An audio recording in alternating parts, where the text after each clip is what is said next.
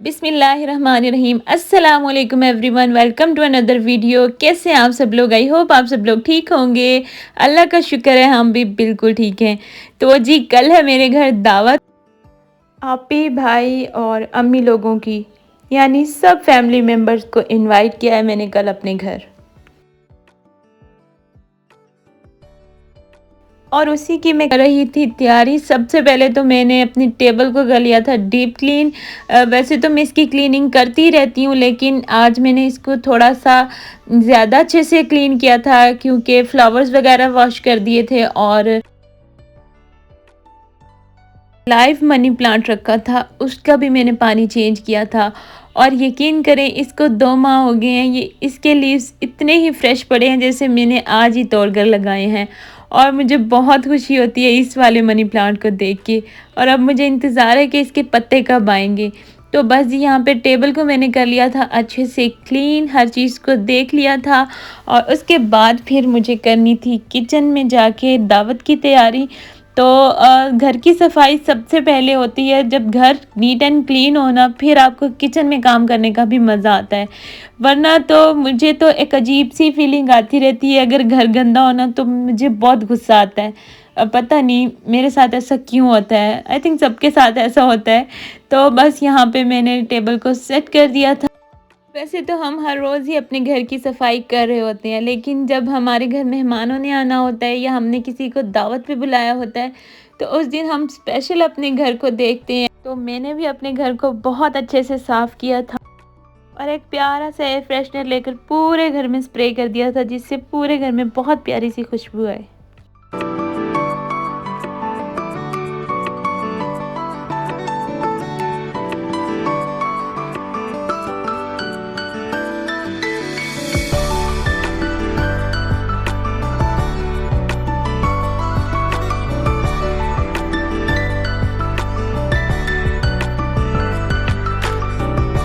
तो बस जी अब आ जाते हैं किचन में और देखते हैं कि हमने क्या क्या तैयारी की है।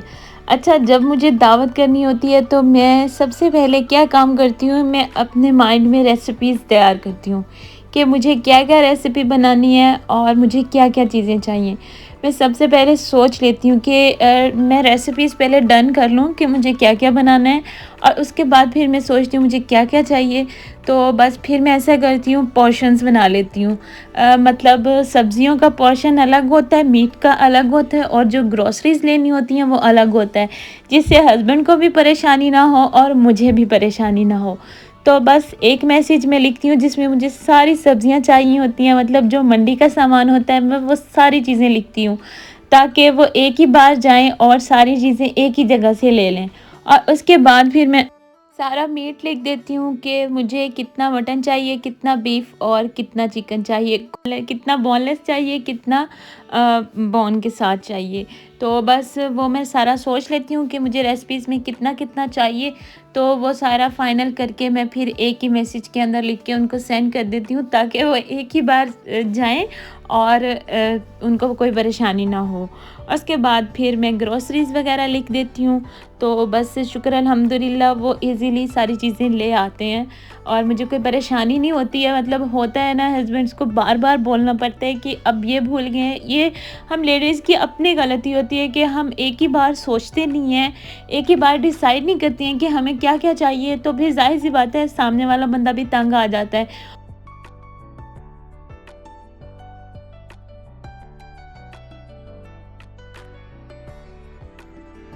और मेरे हस्बैंड हैं भी ऐसे जो कि बोल देते हैं, एक ही बार लिख दो, एक ही बार बता दो कि क्या क्या चाहिए। तो बस जी अल्हम्दुलिल्लाह सारी चीज़ें मेरी आ गई थी। और उसके बाद फिर मैंने चिकन को वॉश करके रख दिया था, मटन को वॉश करके रख दिया था, यानी सारे मीट्स वॉश करके रख दिए थे ड्रेन होने के लिए। और मैंने यहाँ पे बनाना था चिकन स्टीम रोस्ट। उसके लिए मैंने यहाँ पे चिकन को पहले सिंपल पानी से वॉश कर लिया था और फिर मैंने इसके ऊपर लगा लिए थे गहरे कट। सबसे पहले मैंने इसके ऊपर 5 से 6 अदद नींबू निचोड़ दिए थे और फिर 2 चम्मच मैंने नमक लिया था। और ऊपर नीचे मतलब बिल्कुल अच्छे से इसको नमक और नींबू के अंदर आपने डिप कर देना है ताकि हमारा चिकन अच्छे से जूसी सा रेडी हो। और फिर उसके बाद मैंने इसके अंदर पानी डाल के बाउल को पानी के साथ आपने बिल्कुल भर के और कवर करके छोड़ देना है 3 से 4 घंटे के लिए मैक्सिमम। और फिर आप देखिएगा इसका टेस्ट कितना ज़बरदस्त आएगा। तो बस यहाँ पे मैं पानी डाल के इसको कवर करके छोड़ दूँगी और मैं अपने मीठे की तैयारी कर लूँगी। मीठे में मुझे बनाना था फ्रूट ट्राइफल, उसके लिए मैंने ले लिया था 2 से ढाई लीटर दूध और उसको मैंने पकने के लिए रख दिया था। ये दावत से 1 दिन पहले का दिन है, मतलब रात को मैं ये सारी मैरिनेशंस और तैयारियां करके रख रही हूँ, क्योंकि मैं खुद अकेली ही हूँ, तो फिर मुझे सारी चीज़ें खुद ही मैनेज करनी होती है। वैसे तो सुबह को छोटी बहन आ गई थी, लेकिन जो चीज़ों की प्रिपरेशन करनी थी वो मुझे रात को ही करनी थी। हाँ, बच्चों को मैंने अम्मी के घर भेज दिया था ताकि मैं ईज़ी होके घर पे सारे काम कर सकूँ। बच्चों के साथ आप ऐसे काम करो तो बहुत थोड़ा-सा डिफ़िकल्ट सा लगता है। तो बस यहाँ पे मैंने दूध को बॉईल होने के लिए रख दिया। जब दूध अच्छे से पक गया था, फिर मैंने इसके अंदर कस्टर्ड ऐड कर दिया था। और कस्टर्ड आपने हाथ रोक के डालना है, बिल्कुल ही कम डालना है, आपने ज़्यादा डालना नहीं है। जितना आप कस्टर्ड की क्वांटिटी ज़्यादा कर देंगे वो फिर बिल्कुल ही बहुत ज़्यादा थिक सा बन जाता है, वो बिल्कुल भी अच्छा नहीं लगता। और फ्रूट राइफल में बिल्कुल ही सिंपल सादा और बहुत ही पतला सा कस्टर्ड ही अच्छा लगता है। और वैसे तो मैं इसके अंदर ऑल पर्पस मिल्क भी ऐड करती हूँ। 1 लीटर मैं ऑल पर्पस मिल्क लेती हूँ और 1 लेती हूँ घर वाला। लेकिन आज मेरे पास था नहीं, तो मेरे पास यही दूध पड़ा हुआ था, तो फिर मैंने सारा यही कर लिया था। और आप मेरे कस्टर्ड की कंसिस्टेंसी देखें, बिल्कुल ही पतला है, क्योंकि ये पक के थोड़ा-सा गाढ़ा हो जाएगा और फिर जब मैं इसको ठंडा होने के लिए छोड़ूंगी तब भी ये गाढ़ा होगा। और उसके बाद फिर आपने सबसे पहला काम जो करना है, अदरक और लहसुन जो आपको सुबह चाहिए ना, आपने सारा ही इकट्ठा पीस के रख लेना है। तो मैंने वो सारा पीस के एक जार के अंदर डाल के रख लिया था। और मेरे चिकन को भी ऑलमोस्ट 2.5 घंटे हो गए थे, क्योंकि अगर मैं 3 घंटे होने का वेट करती तो काफ़ी ज़्यादा रात हो जाती, बच्चों ने भी घर आ जाना था और मुझे तंग करना था। तो बस यहाँ पे चिकन को मैंने ड्रेन होने के लिए छोड़ दिया है और अब मैं उसकी मैरिनेशन तैयार कर लूँगी। मैरिनेशन के लिए मैंने यहाँ पे ले लिया था 1 टीस्पून, मैंने लिया था जायफल जावित्री का पाउडर, 1 टीस्पून लिया था धनिया पाउडर, 1 टीस्पून लिया था मैंने ज़ीरा पाउडर, 1 टीस्पून लिया था मैंने नमक, 1 टीस्पून लाल मिर्च का पाउडर और आधा टीस्पून मैंने लिया था फूड कलर। और अगर आपके पास कुटी हुई यानी दड़ा मिर्च हो तो वो आप ज़रूर ऐड कीजिएगा। मुझे उसका मतलब जार मुझसे कहीं मिस हो गया था, मिल नहीं रहा था, अगर होता तो मैं ज़रूर ऐड करती। और 1 चम्मच मैंने इसके अंदर डाल दिया है केचप का, 1 चम्मच ही डाल दूँगी मैं इसके अंदर चिली गार्लिक सॉस का, और 1 चम्मच डाल दूँगी मैं इसके अंदर सोया सॉस का। और फिर 2 चम्मच मैंने भर के अदरक और लहसुन का पेस्ट डाल दिया था। अगर आप अलग-अलग पीस के रखते हैं तो 1-1 चम्मच डाल दें। मैंने चूँकि अदरक और लहसुन का पेस्ट इकट्ठे ही बना लिया था, तो फिर इसलिए मैंने 2 चम्मच इस पेस्ट के डाल दिए थे।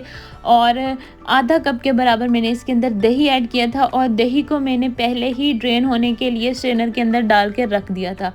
और यहाँ पे मैं लीमू निचोड़ दूँगी। लीमू 3 से 4 अदद मैंने इसके अंदर डाल दिए थे। और अब इसको मैं अच्छे से मिक्स करके अपने चिकन के ऊपर लगा दूँगी।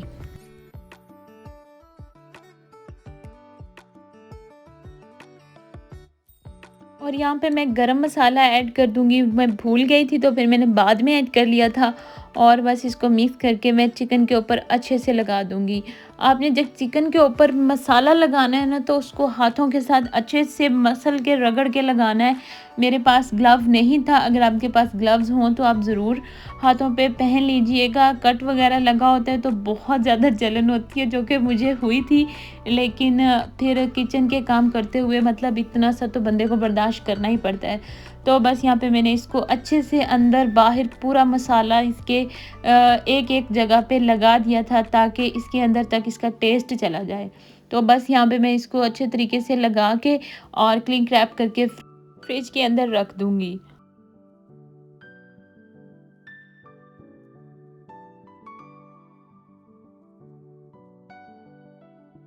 और उसके बाद फिर मैंने यहाँ पे तैयारी कर ली थी सीख कबाब की, क्योंकि मुझे बनानी थी सीख कबाब बिरयानी। और उसके लिए मैंने ले लिया था 3 पाव के बराबर चिकन, जिसका मैंने चॉपर के अंदर डाल के अच्छे से कीमा बना लिया था। बहुत देर चलाया था मैंने चॉपर को, ताकि मेरा कीमा बहुत अच्छे से बारीक हो जाए और मेरे कबाब टूटे ना।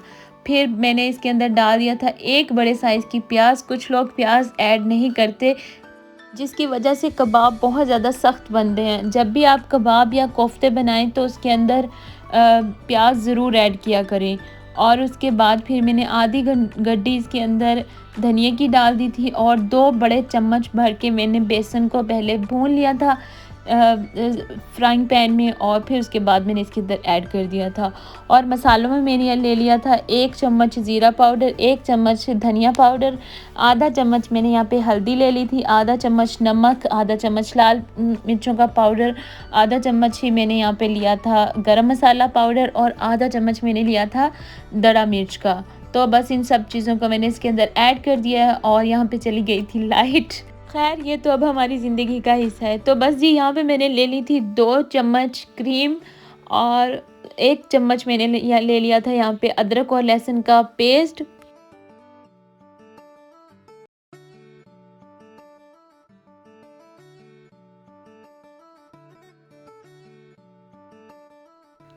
और उसके बाद भी मैंने कीमे को अच्छे से मिक्स करके फ्रिज में सेट होने के लिए रख दिया था। वैसे तो इसकी कंसिस्टेंसी बहुत अच्छी थी, लेकिन फिर भी मैंने इसको थोड़ी देर के लिए रेस्ट दे दिया था। और उसके बाद फिर अगर आपके पास सीख नहीं है तो जो बर्फ़ कूटने वाला सुआ होता है आपने वो ले लेना है, अपने हाथों को ग्रीस कर लेना है और आपके बहुत ही ज़बरदस्त से सीख कबाब तैयार हो जाएंगी। तो बस यहाँ पे मैंने सारे कबाब बना के तैयार कर लिए थे। और अब आ जाते हैं हम शामी कबाब की रेसिपी की तरफ, जो कि मेरे चैनल पर ऑलरेडी है और आप लोगों ने इसको पसंद भी बहुत किया है। तो बस यहाँ पे मैं इसको थोड़ी सी मैंने कहा सरसरी सी बता देती हूँ। तो बस यहाँ पे सबसे पहले मैंने चिकन डाल दिया था, ऑयल डाल के थोड़ा सा उसके अंदर प्याज डाल दी थी, उसको सौते कर लिया था, अदरक लहसुन का पेस्ट डाल दिया था, साबित गरम मसाला सारा ही थोड़ा थोड़ा ले लें वो डाल दें, नमक मिर्च हल्दी और सूखा धनिया भी मैंने इसके अंदर साबित डाला था, ज़ीरा भी साबित डाला था। और उसके बाद दाल डाल के आपने इसको पकने के लिए छोड़ देना है। तो बस 2 कप मैंने इसके अंदर पानी डाल के इसको पका लिया था और अपने शामी कबाब मैंने कुंडी के अंदर पहले इसका बैटर कूट लिया था और फिर इनको फ्रीज़ कर दिया था। तो बस ये था सुबह का टाइम और पूरी रात में कस्टर्ड ठंडा हो चुका था, बहुत अच्छे तरीके से रूम टेम्परेचर पर आ गया था। और फिर मैंने आसान सा तरीका ये ढूंढा था कि मैं इसको बीट ही कर लेती हूँ। क्या मैं अब इसको छानूँ, मतलब इसके अंदर जो थोड़े बहुत लम्स थे, ज़्यादा नहीं थे, वो बलाई ही होती है जो कि कस्टर्ड ठंडा होने पे आती है। क्योंकि मैंने इसको बहुत पतला रखा था, मैंने इसको ज़्यादा थिक किया नहीं था। तो बस यहाँ पे मैंने 1 पैकेट क्रीम का पूरा ऐड करके इसको अच्छे से मिक्स कर लिया था और पहले मैंने इसको एक बाउल के अंदर डाल दिया था। अच्छा, जब भी आप कोई चीज़ सर्व किया करें ना तो कोशिश किया करें चीज़ की क्वांटिटी थोड़ी कम हो ताकि दिखने में अच्छी लगे। तो बस कस्टर्ड को भी मैंने बाउल्स के अंदर डाल के फ्रिज के अंदर रख दिया था। और अब आ जाते हैं हम अपनी चिकन मलाई हांडी की तरफ। तो सबसे पहले मैंने यहाँ पे प्याज और टमाटर, 2 टमाटर ली थी, 1 प्याज ली थी और उनको सौते कर लिया था। और इसके अंदर मैंने 5 से 6 अदद काजू, जो कि मेरे पास ऑलरेडी रोस्टेड थे, उनको मैंने पका लिया था, सॉरी ब्लेंड कर लिया था, उनका पेस्ट बना लिया था।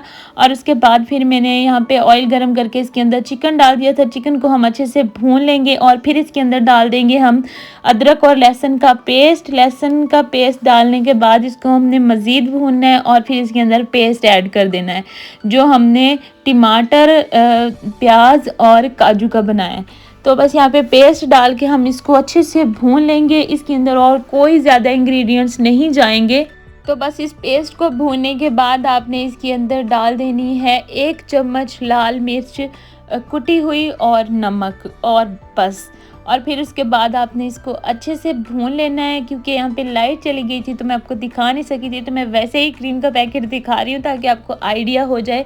अच्छा, मैंने मिर्चें और नमक डाल के इसको पहले भून लिया था, फिर इसके अंदर मैंने आधा कप दही का डाला था, फिर भूना था और फिर उसके बाद मैंने इसके अंदर आधा पैकेट डाला था क्रीम का, और बस। और फिर इसको जब तक पकाया था जब तक क्रीम ने ऑयल नहीं छोड़ दिया था, मतलब चिकन ने ऑयल छोड़ नहीं दिया था। और फिर हमने डाला था इसको बड़े हांडी के अंदर, लेकिन ये इतनी डीप थी कि इसका सारा ऑयल जो था ना वो सारा इसके नीचे चला गया था। तो फिर हम लोगों ने बाद में चेंज कर ली थी। टेबल पे आपको छोटी हांडी ही नज़र आएगी, ये हमने पहले बड़ी के अंदर डाला था।